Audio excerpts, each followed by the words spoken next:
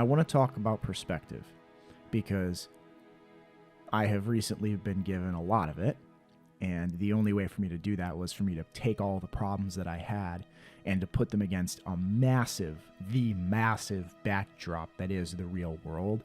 And for me to go, oh, wait a second, all the things that I'm struggling with, that I'm frustrated about, in the grand scheme of things, they don't really matter. And I had been letting those little things stop me from doing the big things that really matter in my life. So I'll sort of explain what I mean by that. This job that I had been working that was really frustrating. Honestly, was it the worst job? I can't really tell you.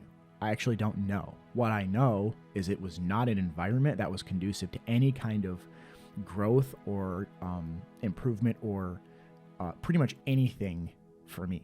Let's put it this way. For me, it was a dead-end job. But for somebody else, maybe it wouldn't have been. And that's fine. Well, a good example, I mentioned that it was an IT-related job. And I'll tell you a story about something that happened at this job. So this is give you perspective. I had to do Ethernet work when I was at this job once, when my boss was on vacation for a week. And so I go to do Ethernet work. And the whole time, there was this building that was being remodeled that I had to do Ethernet work in. And I had no idea what I was doing. Like I knew how to do the job, but only barely. Like I had been shown how to terminate Ethernet cables, and that was about it. So I go to do this Ethernet cable management in the basement of this building that is being remodeled by a different subcontracting company.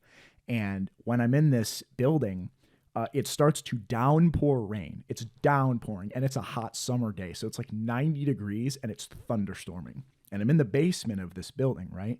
And there's like whatever you call those, where there's like a egress window right next to me, and water starts to flood into this room that I'm in, where I'm trying to like manage Ethernet cables in the ceiling. And in this room where water is flooding in, there's no floor, and there's glue all over the floor where the floor used to be.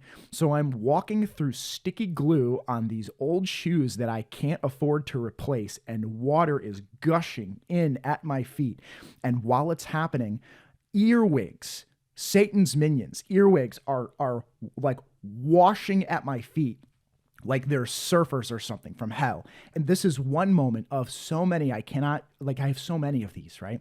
And I'm like, why am I doing this? And that wasn't even that was barely 6 months in. I was like, why am I doing this? And I don't mean why as in offhanded. I mean, fundamentally, this isn't what I wanted. This isn't who I am. I don't enjoy this. This doesn't grow me. This doesn't develop me. There's the only thing I learned through this, which is fine, by the way, is perseverance. And I think that's okay. But perseverance, if you go into Skyrim and you level up one skill to level 100, like blocker one-handed, that's cool. But that's all you have to show for it. Perseverance, like I've leveled that up, but eventually even that wasn't enough to sort of keep me going. And so my point is that whole time I was in that basement and I was doing that work, that I let that problem, because it felt so big, especially the way I described it, it felt so big and it felt so impossibly large. Like, this is what I do. At least that day, that's what I did. I was like, I can never escape from this. This problem is so big that I have made such a career misstep for me that I don't want to be doing this, that this isn't beneficial to me. Like, how did I mentally get to this point? And I essentially allowed that thing, that whole framework, the problems that I had at my job every day and in my life, I let these problems sort of own me and take over me.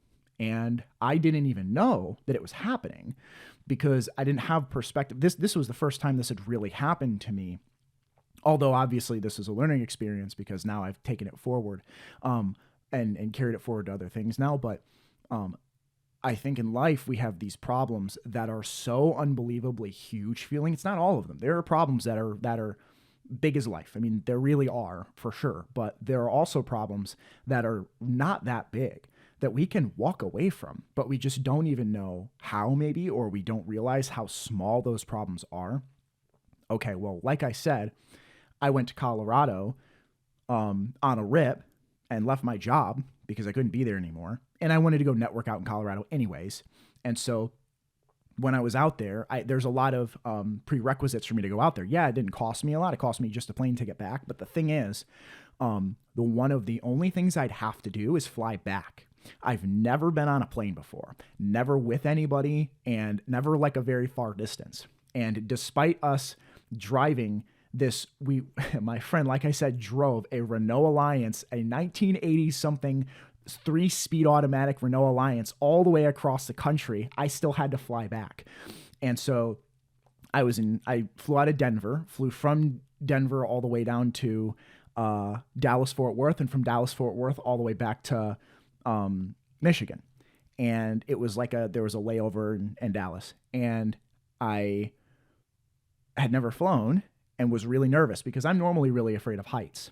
Well, it turns out that it was not only the best experience probably of my life, it is also the last thing I can think of off the top of my head that I was ever just kind of bucket list scared of.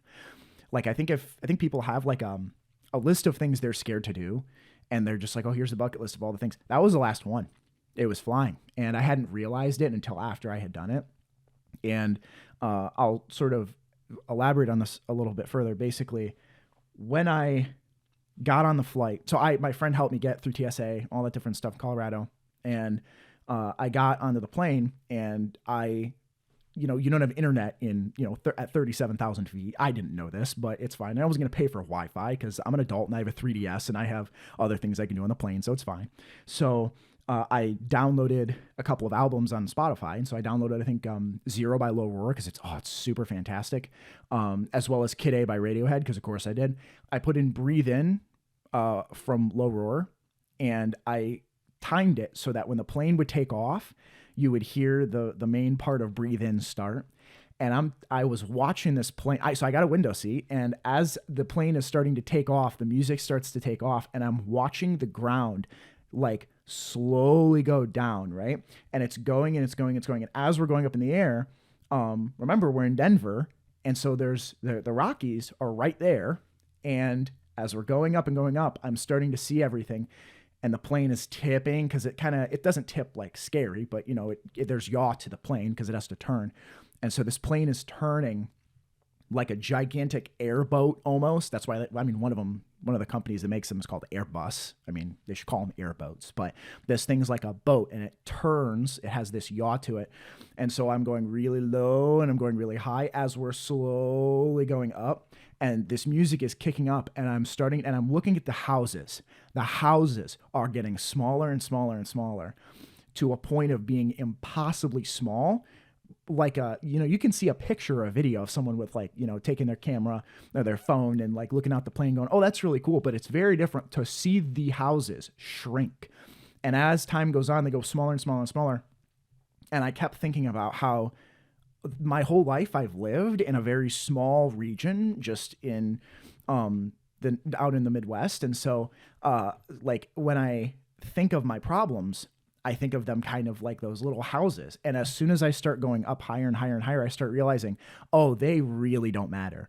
Not only are there way bigger problems to solve, way bigger problems in the world than the small ones that I thought were big, but were really small, but also life is so much bigger than those stupid little idiotic problems where I couldn't install Word on somebody's computer, or an Ethernet cable, despite terminating it 5 times, still wouldn't work. Like, I let those problems just take over me. But when I got the perspective in that plane of how massive the world is, how those houses are tiny, but they're not just tiny, they're monstrously tiny. I mean, they are so small compared to the mountains. When I saw all of that, I just said, oh, wow. Like, okay, I thought that my problems were big, and they were big to me, but in the grand scheme of the world, they're really not. And we have a lot of problems in the world that I think we wrestle over, especially on the internet. There's a lot of problems that we wrestle over that are quantified based on how much we wrestle over them. But sometimes I think we forget to consider how big the problems actually are, especially with relative to our own life. A really good example is obviously we all got COVID years ago, like back in 2020, right? And that was a big problem. Like I think everybody agreed when it happened that was a big problem. But as time went on, the degree to which that problem was a big problem changed for different people. Some people that were younger, it didn't affect them as much or their families, and other people had their lives completely destroyed by it. And that's not even a question about that, you know? And so it's tough because I think in life, when we have problems and we don't know how to solve them to begin with, sometimes what helps me, as I've now learned, is to do everything I can where I am to try to get perspective on those problems. If I try to dissect a problem that I can't solve, sometimes what I'll do is try to get perspective. If the problem is actually really big, like it's a huge problem, it'll give me a confidence boost because I'll recognize that, like, the fact that I was even trying to tackle that problem, whereas maybe other people might not, that in and of itself gives me a confidence boost, but also helps me realize the weight of what I'm doing so that I don't just like push through it like in a haphazard way, right? Often when we're struggling with problems, if we aren't aware of how big or small or what the scope of, it's very hard for us to do scope engagement of problems, I think. I could be wrong on that, but I contend that that's challenging for our brains to be able to say, okay, how big is this problem that we're actually trying to solve? Sometimes it's easy, sometimes it's not, to be able to gauge the scope of it.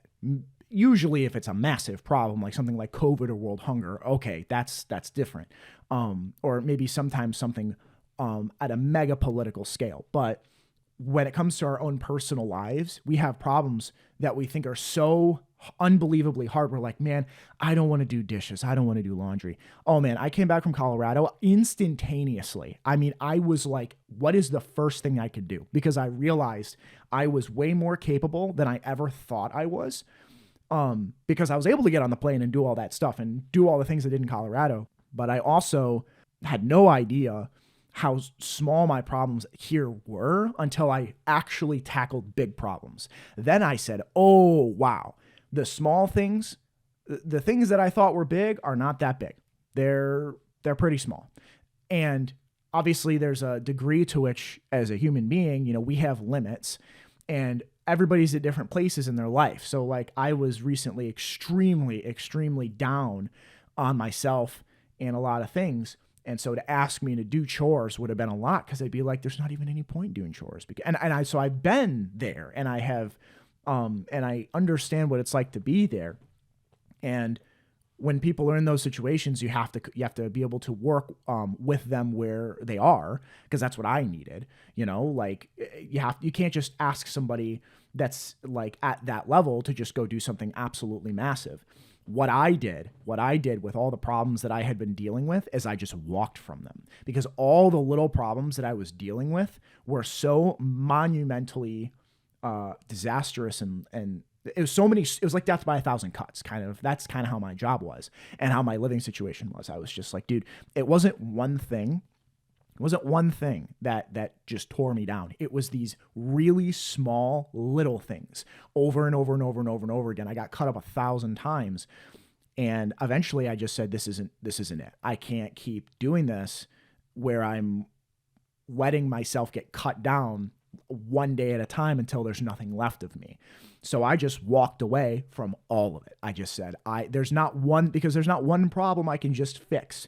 It wasn't that kind of environment. And so I said, I have to walk from the entire environment. And that has created new problems. The difference is that I believe I can actually solve these problems. The problems that I would have been trying to solve in my old environment, I actually never would have been able to solve them because they weren't mine to solve. They were a part of a bigger problem that was never my responsibility and should never have been, and no one would have ever given me the responsibility to fix the problems that resulted in earwigs in a glue-covered basement. It was something that I could have just walked from. And so I did, because I said this isn't something that I'm not going to let this own me. I'm not going to let my environment, not anymore. I'm not going to let my environment and my career and the people around me decide who I am for me. That's up to me to decide that. And We can do that work internally to decide who we are. We can also do it externally based on our environment and based on the accolades that we sort of do, because when we do things, it sort of proves to ourselves who we are a little bit because we have those accolades. We can always fall back and say, hey, at least I did this. At least I did this. And it doesn't take a lot. I mean, going to the gym is a lot, actually. If it's something that you then lean on for your sense of identity, not like to the degree where that's just all you are, it's a combination of things. But I just decided for the first time, I'm not going to put up with all the crap that's going on. I'm going to just walk, because it would be better for me to walk and have a completely new series of problems that I don't know how to solve and go struggle through that than stay one more minute in this where this is just cutting me down. There's no building up. There's no leveling up. It'd be like in Skyrim if you were just getting hit by the same low-level enemies over and over and over again, and you couldn't move because you installed mods and you just put 500 skeletons or draugrs all over you, and they were just hitting you. And it's like, yeah, it's upgrading your block, I guess, maybe. Eventually, you just have to blow it up. Like, you can't just stand there in that environment and just keep letting that crap hit you, because at some point, you need an entire mindset, you need a do-over. You need an entire mindset shift. And at least for me, that's what I did. And that's what's worked for me. I am mentally doing way better. I have a completely different set of problems that I'm working through right now, but they're way more dynamic. They're way more nuanced. They are more well-rounded problems. And I'm willing to tackle them and learn from them instead of just having to struggle with like 500 zombies just attacking me in Minecraft or something like that. It's not like that. It's like I just completely destroyed my environment and I'm just completely rebuilding with my wife because we're like, it's just not worth it. So I mostly want to send the message that the problems that we have are not as big in the grand scheme of the world, the scheme of the world as we think they are. They're still big, maybe. And more importantly, maybe they're big to us in our life. If I'm extremely, extremely frustrated and disappointed and down on my luck and angry and I'm an alcoholic and I'm laying in bed and I don't want to go to work, doing laundry in the grand scheme of my life, it becomes a big deal. But in the grand scheme of the world and all that's out there, it's not anymore. I can get another job. I can move to a different state. I can completely relocate. I can start over completely. And I realized that. And that completely changed my entire perspective for every person I've talked to, every interaction I've had, all the networking I've been doing. I'm no longer scared of any of the things that I was scared of before, because like I said, and I've said that to my wife, like if I completely royally screwed my life up, like to the degree that I was like not a felon or anything like that, but I screwed up my life really bad, there's 49 more states, like that kind of mindset. If I stayed in the country, and so that's the way I sort of look at it. I'll finish with this. I was telling my wife this. Imagine a massive ocean undergoing a thunderstorm, and you can see tornadoes in the distance and hurricanes in the distance, and the sun is setting, so it's streaked with this beautiful orange purple sort of tint.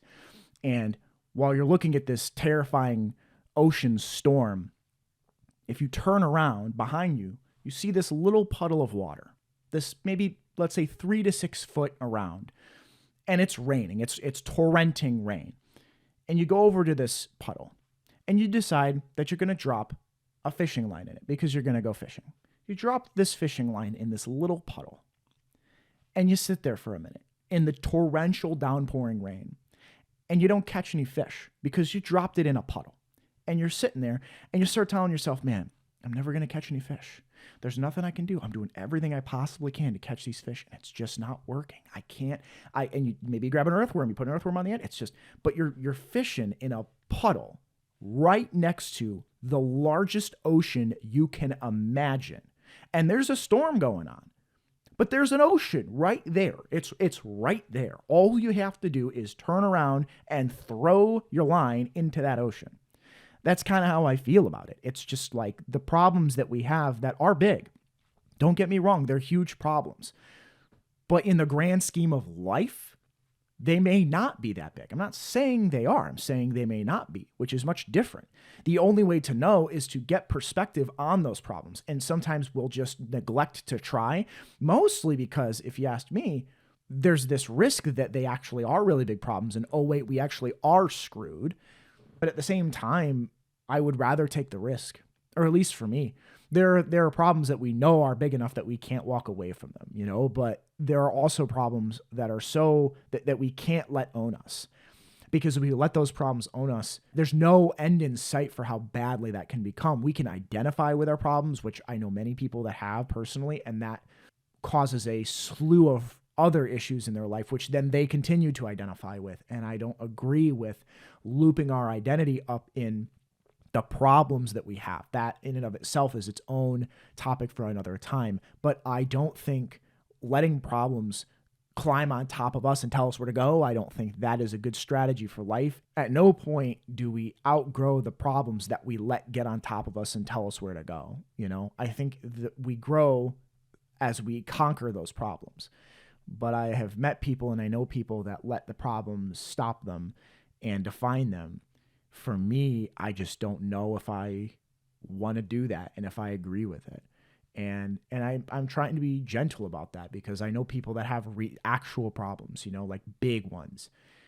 And maybe they identify with them and that's their decision. That's okay. But if you have problems in life that you're struggling to overcome and you're struggling to deal with, and it's like they never end. Those problems, they just every single day they keep coming. Try to see if you can find a way to get perspective on those problems, to find out how big or how small they are. Sometimes they're big enough that it's better to just leave. That's what I did.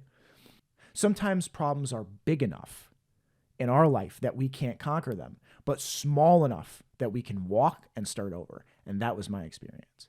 You are not the horse by which an owner jumps on top of you, that owner being your problem and tells you where to go. You don't have to live that way. I don't think so. And for the people that do have to live that way, I would like to believe that there is a positive outlook that can be formed from that and growth that can be formed from that. People, for instance, that have, I know people that have really bad, maybe immunological illnesses and stuff like that. And it's like, they have a lot of limitations that they didn't choose. And it's like, people in those situations, we can let our problems decide who we're going to be, or we can allow those problems to mold and shape our character and become stronger. And sometimes we drop the ball and let our problems own us. But at the end of the day, it's our life, and we have to decide who's in charge. And for me, I decided I was going to be in charge of my life. And I won't know, I'm never going to regret whether or not I should have done this. I'm never going to regret that because I couldn't have known previously. There's no way to regret something if I didn't have the foreknowledge to know if it was a good idea, because I had very strong evidence to suggest that I should have just left and walked out any time. This was just the nail in the coffin, or the kick in the teeth that made me do it. So in the future, if you have problems and they're big and you can't conquer them, or you're not sure how big your problems are, sometimes perspective goes a very long way. I will see you all on the other side.